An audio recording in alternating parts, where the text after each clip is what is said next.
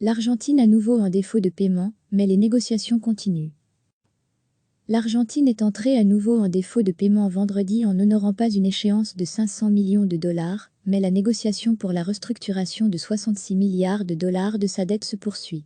Nous ne payons pas les intérêts, mais les négociations continuent, a déclaré à l'AF une source au sein du gouvernement argentin.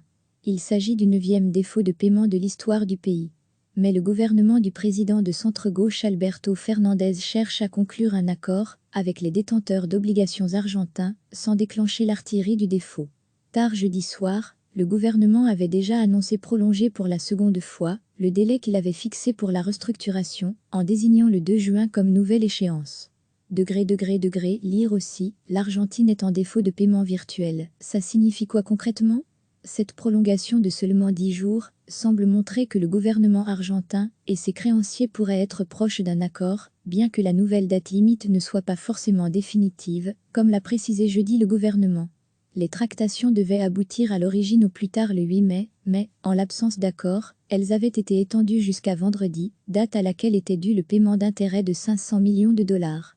Bien avant l'expiration du délai, il semblait toutefois acquis que ce paiement ne serait pas honoré, le gouvernement ayant inclus les 3 titres de l'échéance, appelés 2021, 2026 et 2046, dans le plan de restructuration.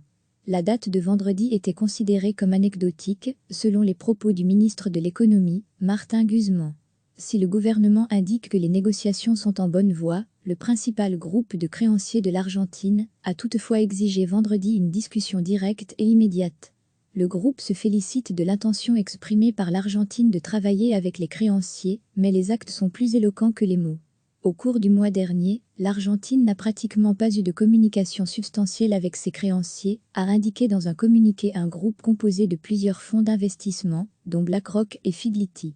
M. Guzmán a proposé aux détenteurs d'obligations un échange contre de nouveaux titres, avec un délai de grâce de 3 ans sans paiement, une réduction de capital de 5,4% et 62% d'intérêt. Mais son offre a été rejetée. Les créanciers ont présenté leurs propres propositions, que le gouvernement examine. Si la majorité des créanciers est d'accord pour un échange, le défaut sera très court, a relevé pour l'économiste Marina Dal Poggetto de la société Ecogo. Mais s'il bloque la négociation, nous allons le payer cher, soulignait-elle. En 2001, avec un défaut historique de 100 milliards de dollars, le pays avait connu sa pire crise sociale et économique. Près de 20 ans après, l'Argentine se trouve à nouveau en mauvaise posture. L'économie est en récession depuis 2 ans, l'inflation a atteint des sommets, 53% en 2019, et la pauvreté n'a cessé de grimper, 33% en 2019. La pandémie du nouveau coronavirus a aussi fortement ralenti l'activité économique et forcé le gouvernement à débloquer des fonds pour atténuer ses effets sur les habitants et les entreprises les plus vulnérables.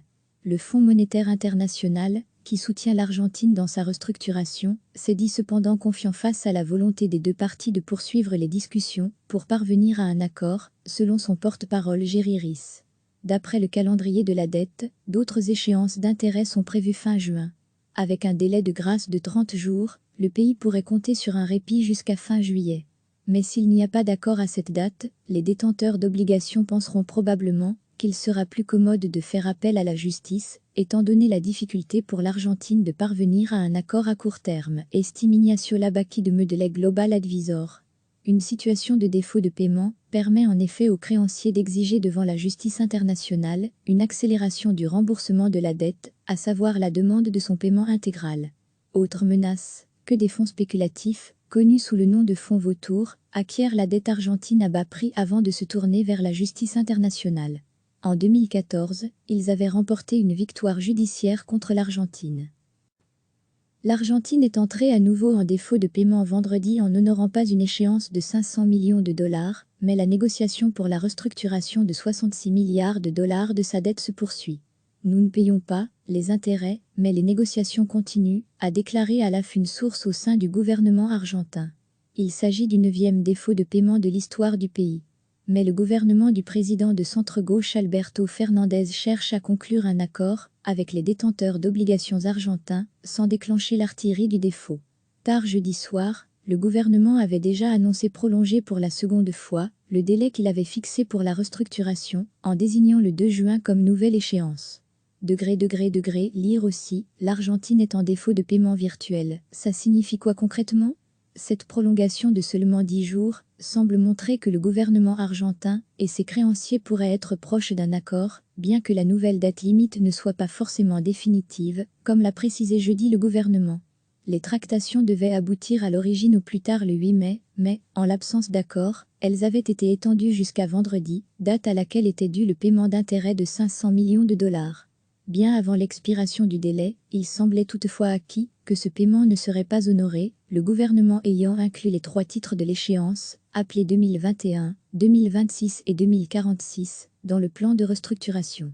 La date de vendredi était considérée comme anecdotique, selon les propos du ministre de l'Économie, Martin Guzmán.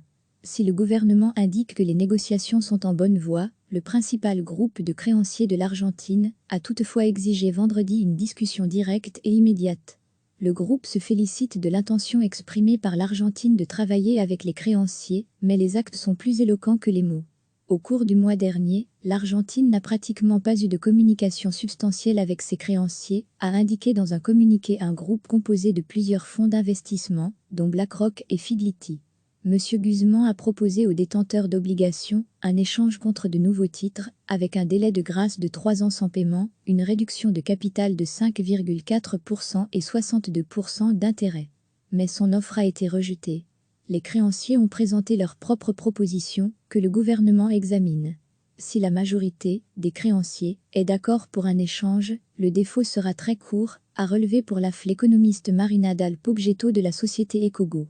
Mais s'il bloque la négociation, nous allons le payer cher, soulignait-elle. En 2001, avec un défaut historique de 100 milliards de dollars, le pays avait connu sa pire crise sociale et économique. Près de 20 ans après, l'Argentine se trouve à nouveau en mauvaise posture. L'économie est en récession depuis 2 ans, l'inflation a atteint des sommets, 53% en 2019, et la pauvreté n'a cessé de grimper, 33% en 2019. La pandémie du nouveau coronavirus a aussi fortement ralenti l'activité économique et forcé le gouvernement à débloquer des fonds pour atténuer ses effets sur les habitants et les entreprises les plus vulnérables.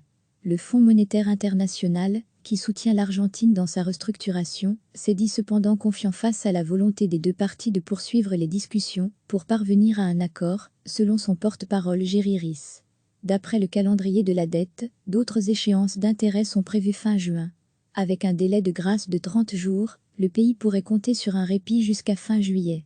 Mais s'il n'y a pas d'accord à cette date, les détenteurs d'obligations penseront probablement qu'il sera plus commode de faire appel à la justice, étant donné la difficulté pour l'Argentine de parvenir à un accord à court terme, estime Ignacio Labaki de Medelec Global Advisor. Une situation de défaut de paiement permet en effet aux créanciers d'exiger devant la justice internationale une accélération du remboursement de la dette, à savoir la demande de son paiement intégral. Autre menace, que des fonds spéculatifs, connus sous le nom de fonds vautours, acquièrent la dette argentine à bas prix avant de se tourner vers la justice internationale.